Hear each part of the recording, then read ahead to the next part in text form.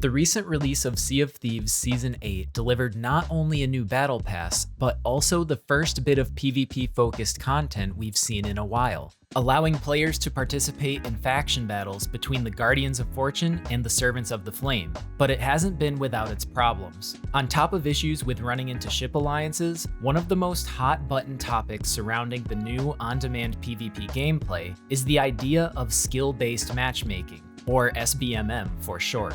The official Sea of Thieves Discord server, Reddit, and the community forums are riddled with stories of players who are consistently finding unfair matchups in on-demand PvP, some of whom are even starting to question if a skill-based matchmaking system even exists. So I'm here to discuss with you what skill-based matchmaking actually is, what I've been able to dig up so far as it relates to Sea of Thieves, and what I think is going to happen with it. Most gamers are aware of the concept of skill-based matchmaking, wherein, at a basic level, the goal is to match up players in similar skill tiers so both sides have a fairly even chance of winning. But in the interest of not making players wait for hours for a completely balanced match, sometimes there is a little bit of flex on those odds in one direction or the other to make the matchmaking quicker. So in the end, it's about striking a balance between fair gameplay and decent queue times. Now this brings us to skill-based matchmaking in Sea of Thieves. Does it exist? I'd like to believe so, given everything we've heard from Rare and their community managers, though there has been some miscommunication along the way. To best explain the flow of information that's happened so far, let's evaluate everything in chronological order. On November 11th, there was some initial discussion about the matchmaking system by a community manager in the Sea of Thieves community Discord that made it seem as if there was no skill-based matchmaking, as well as that win streaks were the factor that matchmaking was based on. Later, on the 21st of November, the matchmaking system was discussed in an official capacity in the Season 8 deep dive video on the Sea of Thieves YouTube channel. Your crew gets put into a matchmaking queue.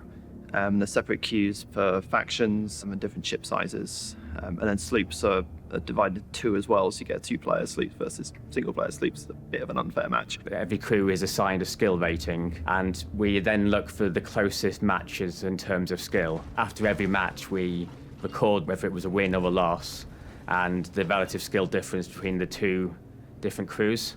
And that will determine a new skill rating. A straight kill-to-death ratio doesn't actually mean you're winning fights, right? A player that's really good on cannons at sinking of a ship or really good on the wheel or something isn't going to get those player kills. So at the moment, yeah, it's purely done on wins and losses in those battles.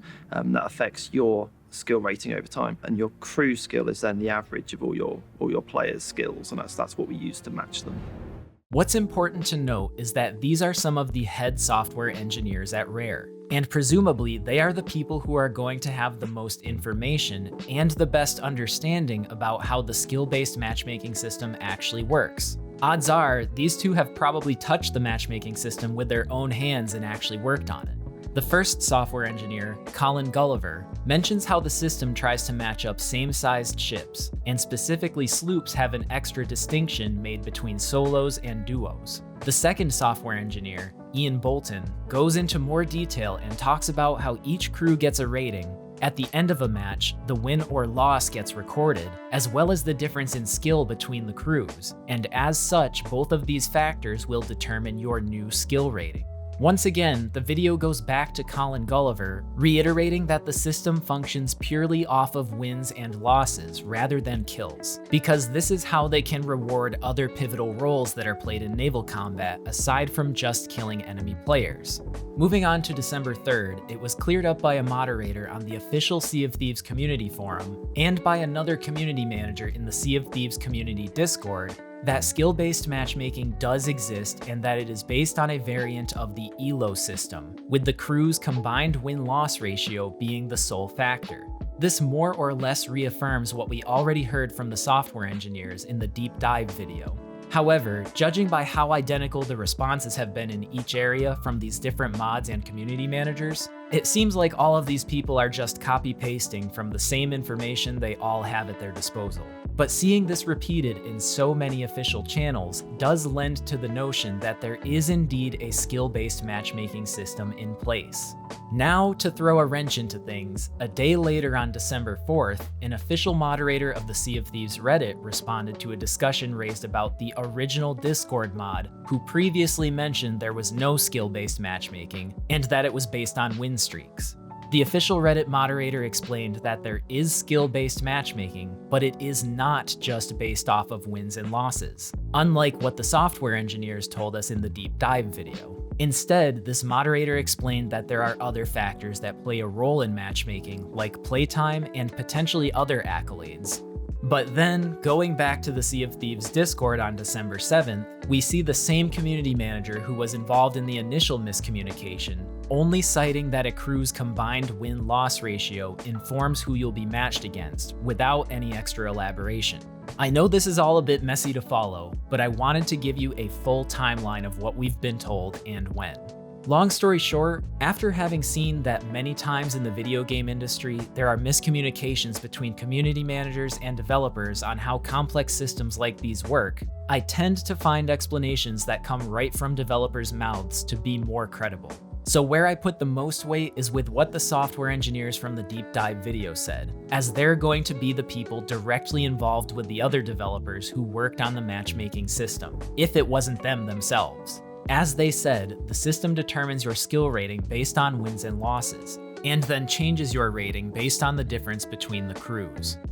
Whether the system functions off of just wins and losses like the developers have explained, or if it has been expanded to take into account other variables is too hard to tell, and we probably won't have a clear answer until Rare outright says how the system works. The way I see it is either way, matchmaking will improve over time as the number of matches people have played increases, and they start settling into their respective ratings.